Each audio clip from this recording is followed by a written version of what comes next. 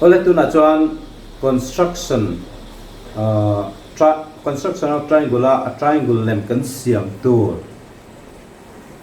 chi ni na kan lo ti le to na nga ma kan soi tong khan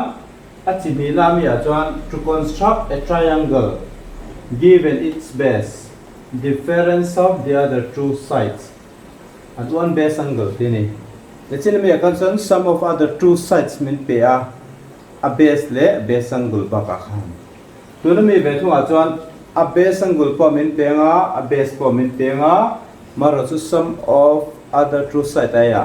sum of two sides te other two sides te in say le in zok khamin ron pe do ni ta ta kianin kan le khapu kan en chuan question number 4 5 6 te ki difference of other two sides ti omna te chu an ni a abik takin 4 na le 5 na hi ai nang deu bi ka nga 6 na ki ala dang lam le deu ne ka chu mi dang lam da na chu 4 le 5 te a ki chuan he hian triangle kha ten lo ni ta sela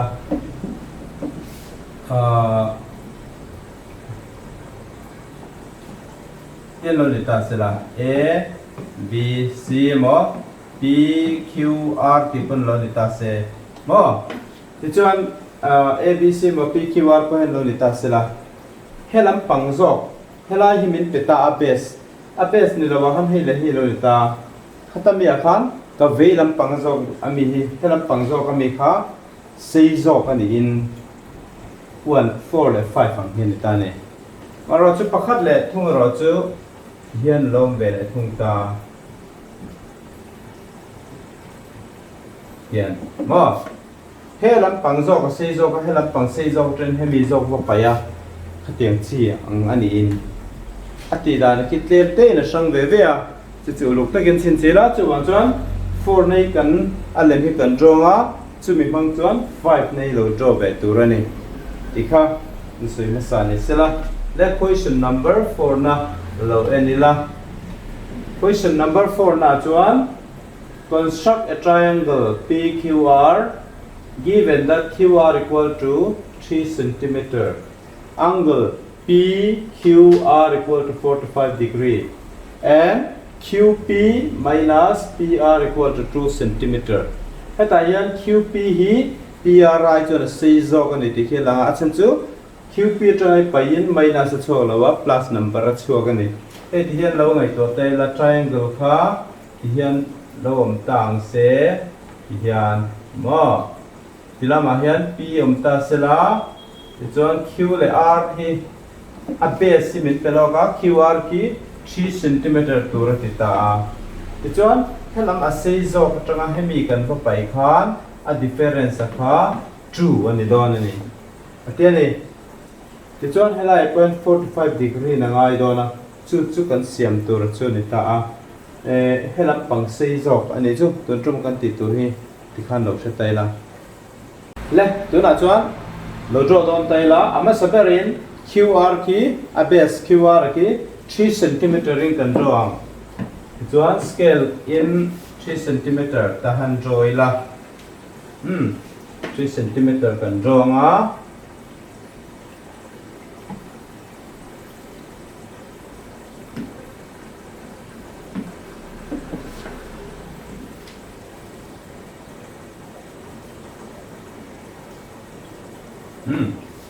chin te ni me 3 cm toi khop me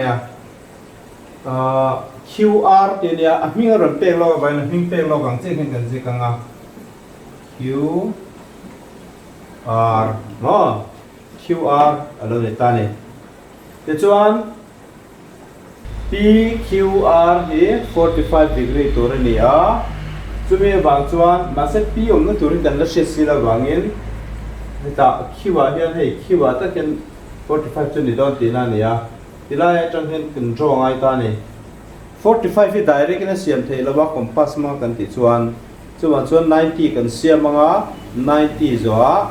90 khalai kan thelanga 45 lo ni don ani le ti kan ti chuan compass hi kan langa hết thì khi vào kian angle cái xiêm tôi là bằng khi vào kian zoom hian cần dục xuống ngã chuan cái gì có zoom được đây là zoom đây hian rồi ta sẽ là chuan thì ri ngã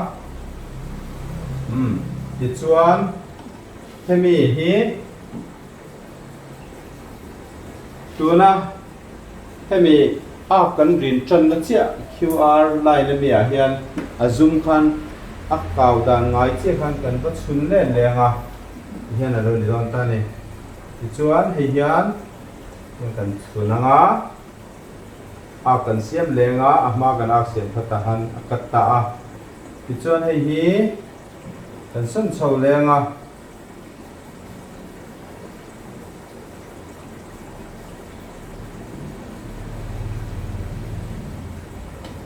thì chuan hay mình vây cắt dễ là hi sổng rồi con nha hết ta hết cần cắt lên hiền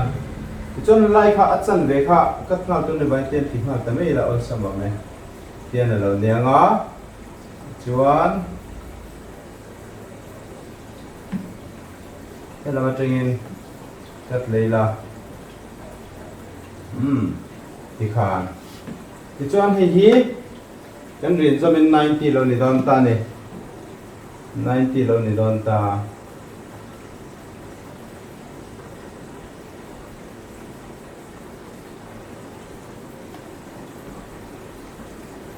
thì chuan 90 degree chin tu ra hi ta hen kan rin so tuy đâu rin po ai cho lem lo wa chun chu kan siam tur khan 90 ni 1145 nia mà sẽ 90 xiêm hết rồi ngay sẽ 90 pel hi 45 phần lý đó là vàng thì hiện cần thì phốt đó này thì chuan hey cần thế lắm cái cần thế lắm cần thì chuan thì lại hiện hey 90 này là aron cắt lại thì lại lệ hey lại hiện comparison cần chun về về nga cái center mang về về in cần xiêm về về phần thì tiền cắt lại khá 45 cho lên đó này 90 kilaya pel don ta này thì chân hay hi cái cần tiếng zoom in helai hay cần xuống nga chân hay cái mình giáo dục tôi hi chân về ai để lâu cần tia hay đủ rất là những cái cao ta mà lấy cái hi tiếng cần riêng nga tiếng lâu nè nga lấy lắm bằng trong cần riêng lại đó này mà lấy lắm trong hiền helai hi center ramangin radius nga hian kan rin le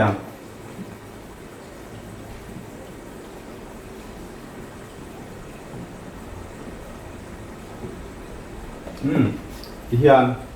thì chuan khi kan rin zo manga khi kan rin zo manga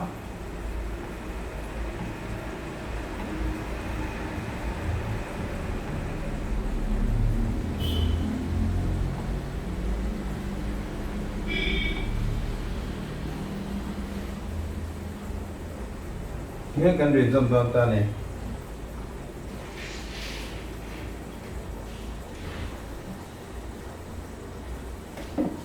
chuan khi cần rin dòng ngã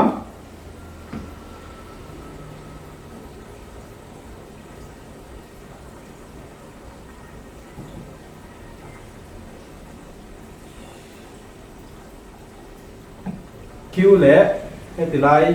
ảnh te intersect lại thì kan rin zo ma mà rồi chút ra hiện lên piom nó tur hun kha han là ta vàng kha nên cái Q lệ lại in intersect này kan rin zo ma xây đâu đấy kan rin zo ma hi tôi là kan nâu rin zo ma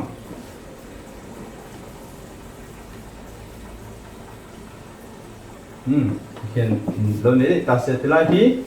x lo ni ta sẽ là thì chuan r q x r trên q hết là hi 45 degree lo đó ta này thì là q là x in car thêm mình lại p hi tur này p nó tur nó hi kan sun tur chu ni ta này mà chu p nó hun kan la shit ở vàng khan cái kan tiệm kan thì chuan thì lại hiện in QP hết tại hắn thôi bên này P không đó QP lệ P lệ R in car là zong khá difference khá anh sẽ zong in thâu nó khá 2 cm thì nha chú hết tại trang Q trang cái tệ sao nga 2 cm ra cái chín xịa khót đó này hay bị difference nó ra tại hiện chuan scale khá đi cái tệ lệ nga scale khá cái tệ lệ nga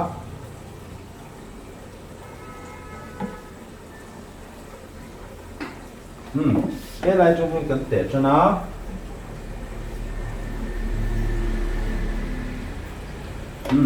thì cho thấy hết này thì tất cả trên 0 cho nó 1 2 3 chú nào tụ ra nha chú tôi khóc mà chú nó cho hay ta vì nó dọn chỉ cái là này rồi để ha là hay thì là hiện này ta này tiền chỉ về đấy đấy thì hiện cái này online in rồi na tất nhiên nên tuần này cho nó luôn này he thì lại khi R này hiện cần rin zoom đó này R này hiện cần rin zoom ngã thì chuan R này cần rin zoom mang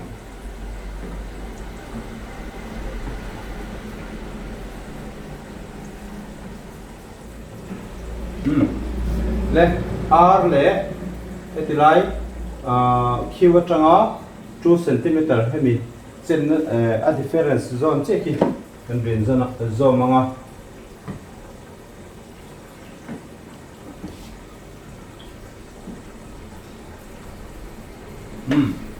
yan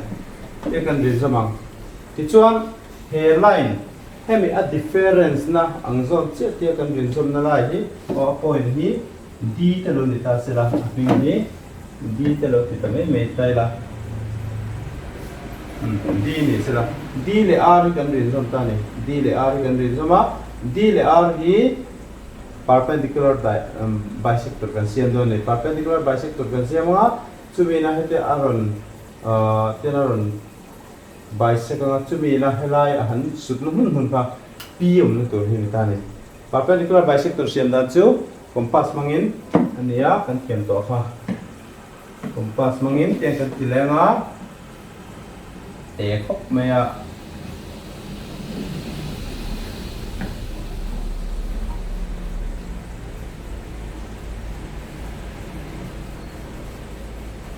mà sai tilai đi om na point ta ka hian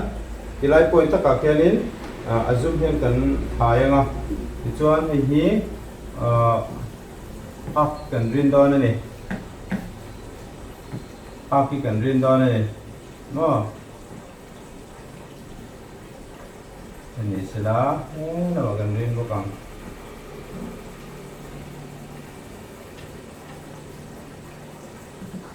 chuan lelam panga zoom hian helam panga hin kan chun lenga akoi kaudan ngai reng khan ni hian kan chun lenga chuan helama chuan helai le tilai he kat ta ni ki kan rin zamang scale in kan rin zam denga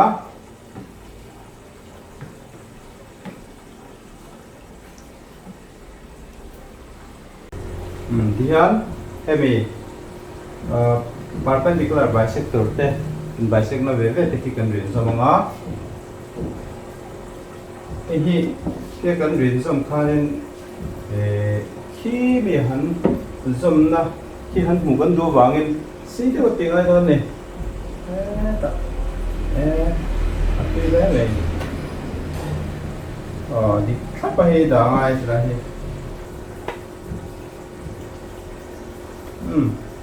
di ki ni don ta ni ti chuan khi kan rin zamang kan rin zamanga ti chuan kan en chuan hemi perpendicular bisector ina a han rin zom na hi lai hi lo ni ta ni tilai point hi lo ni ta hi tilai point hi chu a minga e anda da na ni p kan ta nga ti chon p le r kan rin zom nga p le r kan rin zom kianin p qr khalo chho ga khane p le r kan rin zom ang to na ne ta han r ra hi kan ta nga a p le r hi ti hian kan da zom nga ti chuan ta hianin kan rin zom dam ta ne triangle kha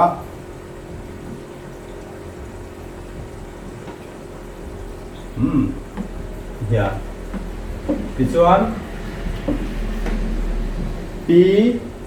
q r hi kan triangle du cholo ni ta a ti chon kan siam da na kha ting nge step of construction kha siam lo ngai ta se ji lo ngai ta se kan ti chuan kan ti dan in dot te kha hian zia le mai tur ani a hei kan en chuan hei step of construction chu ni a sir rem chang lai khan zia mai tur ani a inge kan ti ma sak ber kha kan ti chuan qr kan draw ma sak ber ani number 1 na draw qr equal to 3 cm ti chuan point q hian 45 degree cm tur ani ba khan at the point q constructs angle rqx equal to 45 degree chu min nu a chuan hemi q atang x in kara hianin hemi difference kha lak tur ani qd so along qx cut off qd equal to qp minus pr equal to 2 cm hey tai qp minus pr equal to 2 cm che kha kan la ta a ti chuan d le r kan rin zoma join dr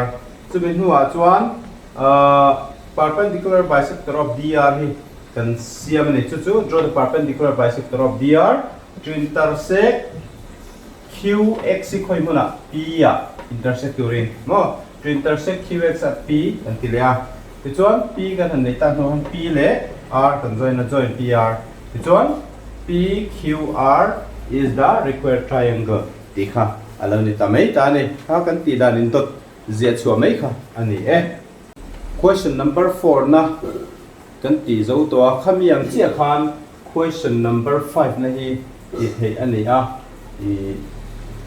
chu lo ti ve tum tai la maro chu a degree hi a tlem hian he la ya a chawa kha a thui zela ni ti kha shi tai la chu wang san paper ko kha lai deu le kha a angai mi thian hnuai deu le ka train chananga lai je chon tur thui ang gola te po le a chawa kha thui don ani a shi tai la amaro chu 30 shim kan thiam tho ni chun du le a degree chu degree dang point ila poi chom om la ve